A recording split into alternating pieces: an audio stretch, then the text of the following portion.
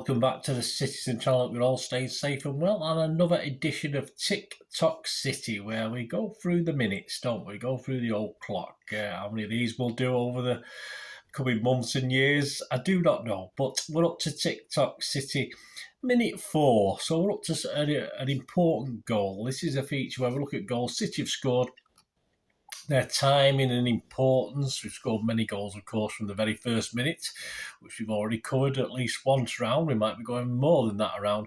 And yes, well, to the famous goal in the 94th minute, which is what it was, and even memorable ones later than that, of course. And also ones like today that appeared to set us on the path to glory, only 4 minutes into a game, only for glory to be ripped from us. Yes, you could probably call this a horrible histories version as well of the City's history, although the season we're talking about was quite an impressive one for City, but it was just this one particular game or one particular tournament that sort of passed us by, unfortunately. So today we're going to have a look at the 4th minute goal that drew us level on aggregate in a Champions League quarter-final back in the season 2018-19. Please, if you're new to the channel, push that subscribe button, push the bell notifications. Great to have you on board. Everything City past, like this one, for present and forever, of course. So join us and you can give us a little thumbs up. Trying to get at least 15 to 20 likes for these history vlogs. If you can support me in that way, I'll be very grateful. Yes, it was that second leg game against Tottenham Hotspur in the Champions League at the Etihad, and it was Raheem Sterling who got that important goal, and it was seemingly very important at the time. It brought us level on aggregate, and we could go on from there and thrash them, couldn't we? Or perhaps not.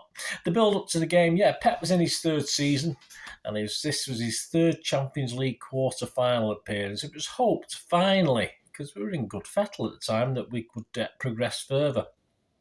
We were favourites to go through, but we did suffer a setback at the shiny new Tottenham Hotspur Stadium, of course, in the first leg with a 1-0 defeat. Aguero had missed a penalty, of course. More important in those days, it would come back to sting us as well, as the away goals, of course, counted, so it would have been a vital away goal. But a 1-0 defeat wasn't a disaster. No, of course it wasn't. Confident was I. We'd beaten Spurs at Wembley in the league earlier that season, before they moved to the new ground. And we were in good form for the return leg, unbeaten in the league and domestic cup since the end of January. The Carabao Cup was already in our trophy cabinet, and we were in the final of the FA Cup with a 1-0 win over Brighton in the semi-final at Wembley just 3 days before that first leg at the Spurs ground.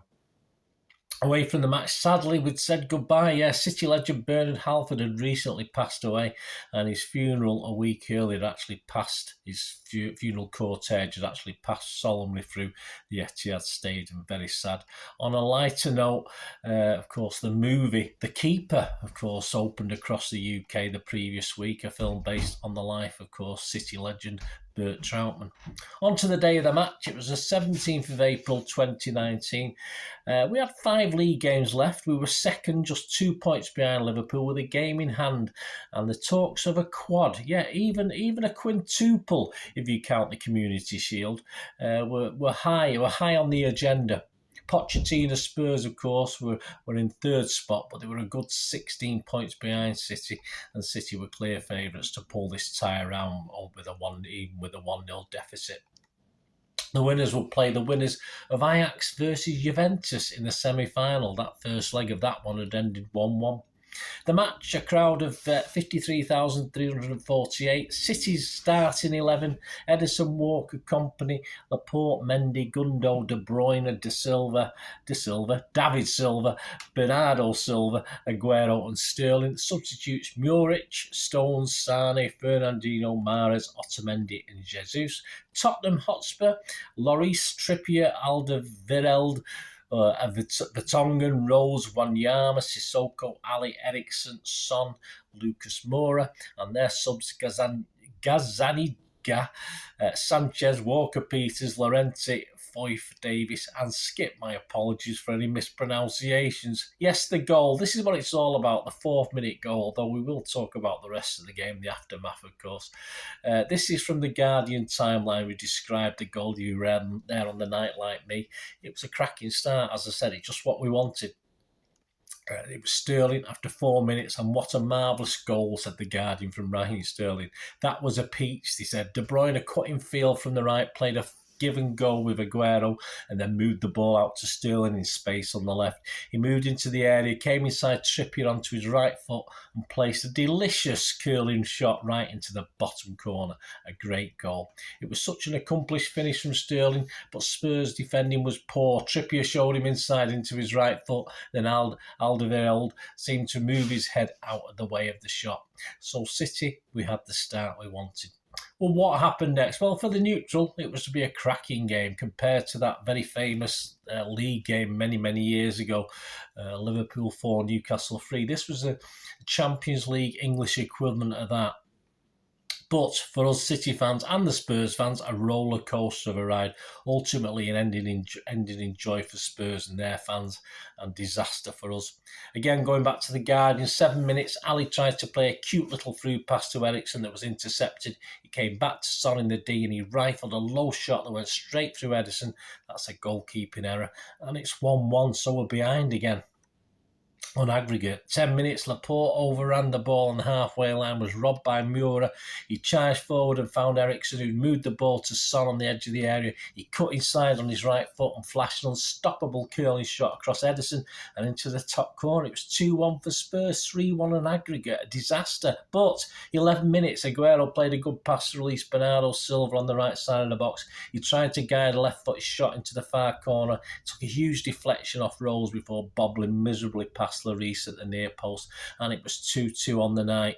21 minutes, Sterling put City level on aggregate. He makes it 3-2. De Bruyne created it with a quite stunning low cross through the corridor uncertainty. It missed everyone in the middle and rolled beyond the far post to Sterling, who placed it carefully into the net from a tight angle with his left foot, and it was 3-2 for City, a brace for Raheem.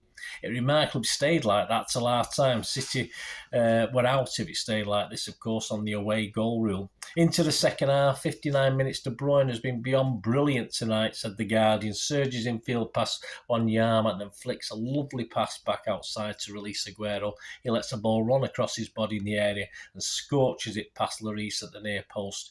It's Manchester City 4, Tottenham 2, and we're ahead on aggregate 4-3. Yep, it was coming, says the commentary. We had slaughtered them up to that point.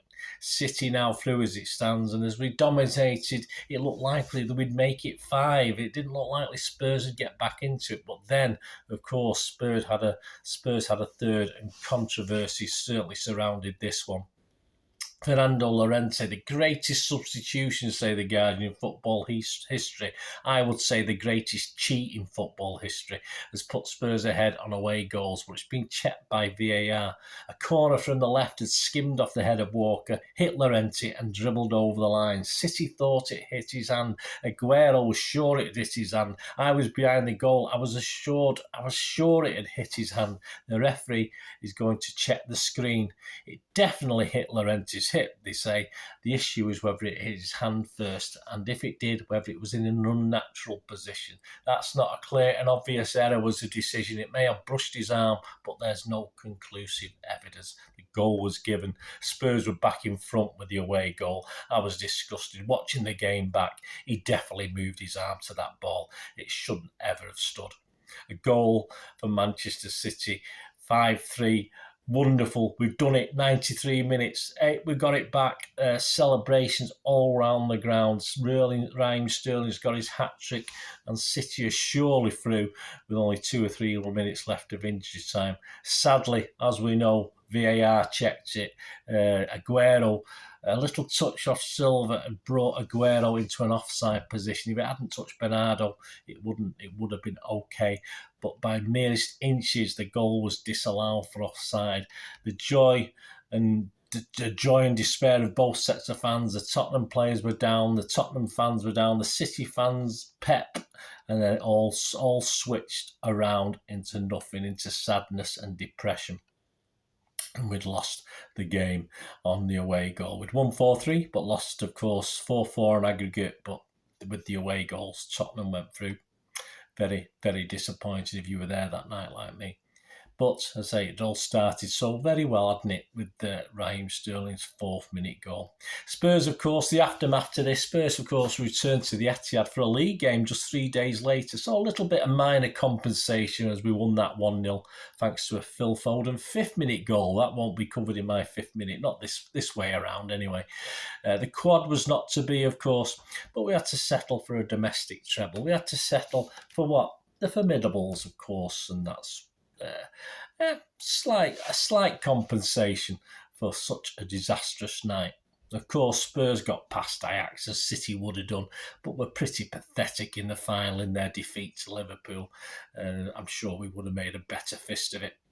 Please let me know any memories you got of that night. They won't be happy memories, of course. We did have that brief moment of happiness, of course we did.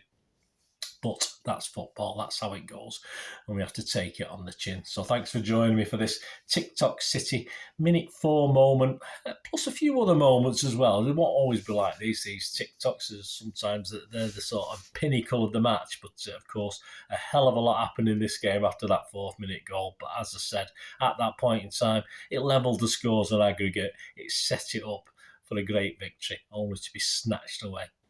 An early Sterling goal, of course, that just appeared to put us into the Champions League semi-final on the 17th of April 2019, but it wasn't to be. Next up, we'll find a minute 5 goal. Yes, not that Foden one from the league game. We'll find something else for minute 5. Hopefully with a better ending, that's for sure. Thanks for watching, guys. Until we meet again, that's one thing, don't I? Please stay safe, Blues. Come on, City. Bye for now.